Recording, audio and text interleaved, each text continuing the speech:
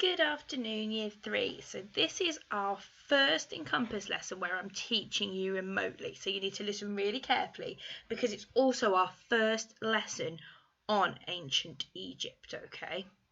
So some of the words we might come across today are ancient, Africa, Egypt, continent, River Nile, BCE, and Egyptian. And there are lots more, but we can add those to our word wall for next week.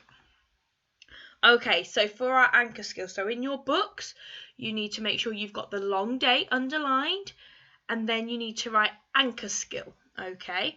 So you are going to answer, what does ancient mean, and what is a continent? Now, there are lots of ways you can answer this, so you need to make sure that me and Mrs. Edwards see them so we can let you know if you are correct or not, and how close you are to the meaning, okay, and whether we would accept it in school or not. So, for what does ancient mean? It is, by dictionary definition, belonging to the very distant past. So something very, very old, okay? But I think a lot of you knew that. And then what is a continent? So, a continent, I haven't put a specific definition. I have just said that there are 7 of them in the world and they are large areas of land, because what I'm going to do is explain them on the next slide.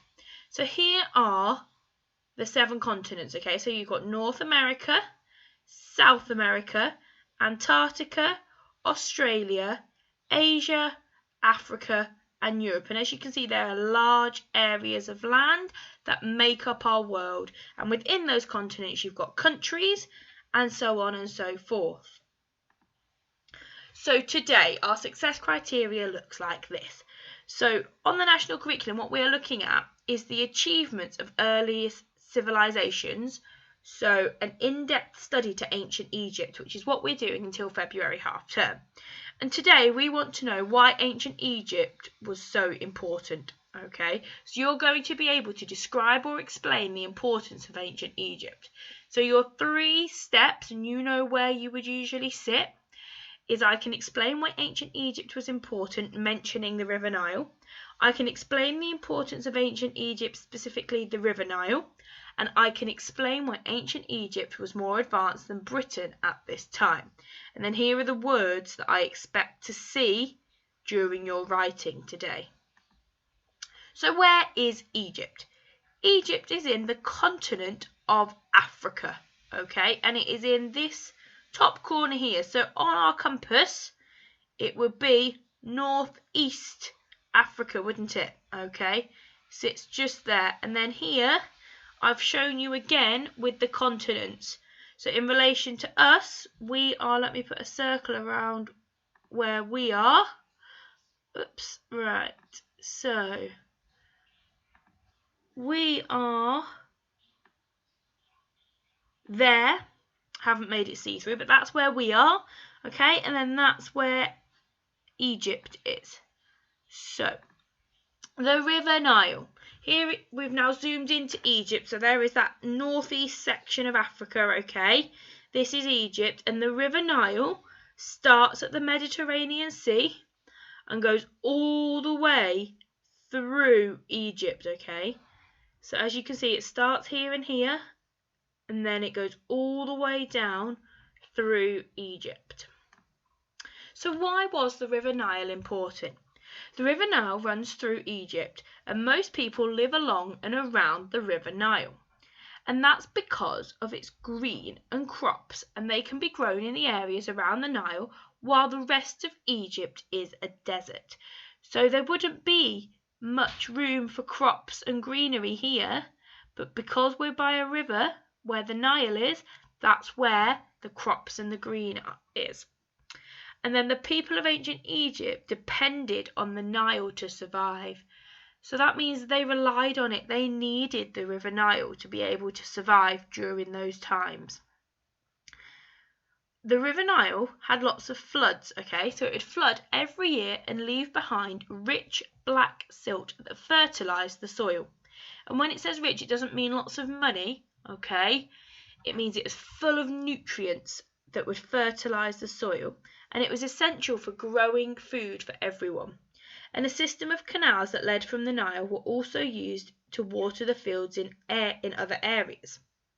The Egyptians grew wheat and barley as well as fruit and vegetables like melons, figs, peas, garlic, lettuce and cucumbers.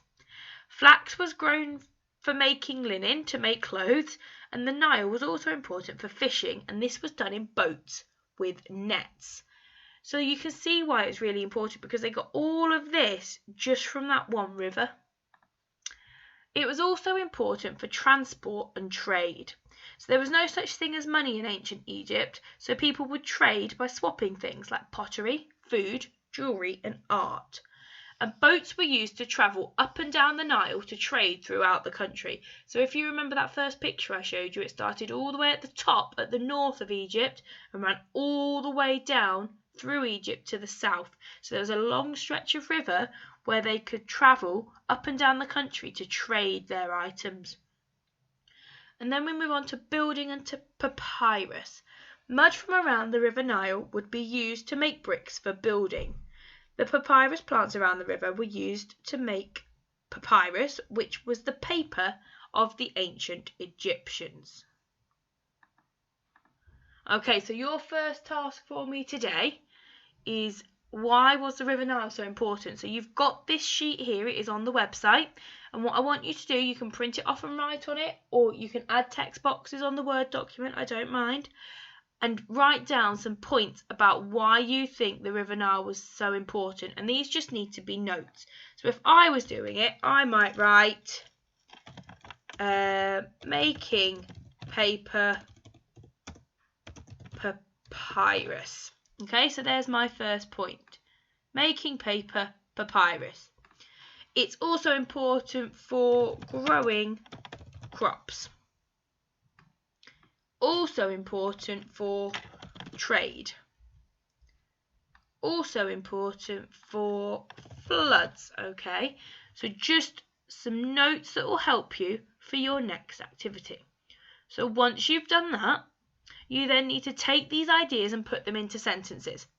So remember your full punctuation and beautiful presentation. Me and Mrs. Edwards are looking to be able to give out presentation certificates and dojos this week. So we will have award winners on Friday, but also want to be able to give you those presentation dojos when you send us your work in. Can you use a subordinating conjunction? So I'm going to put in a lined page here and I will show you what I would write. So what I would write is I would go back to my notes page and I've put that it's good for growing crops. Now I would write just here, the River Nile was important for ancient Egyptians because, there's my subordinating conjunction, okay, because I'm explaining why. The first part of my sentence depends on my second part. So the River Nile was important for ancient Egyptians because it flooded every year, which helped the crops to grow. And there's my full stop, okay? So there's one. So I'm expecting at least 5 sentences, but if you can, I would like 1 sentence for every point that you've made, okay? Some of you who are starting on, let me go back to the success criteria. If you are starting here, I just need sentences.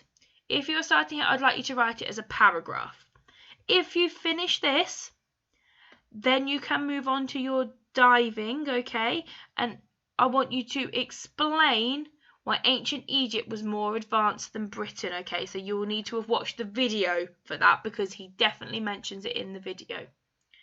There is your Encompass lesson. So if you've got any questions, somebody will be available for you all day. Just make sure you send us a message on Dojo or an email and we can help you as soon as we can. Okay, any questions, let us know, and I'll see you next Monday for your next Encompass lesson.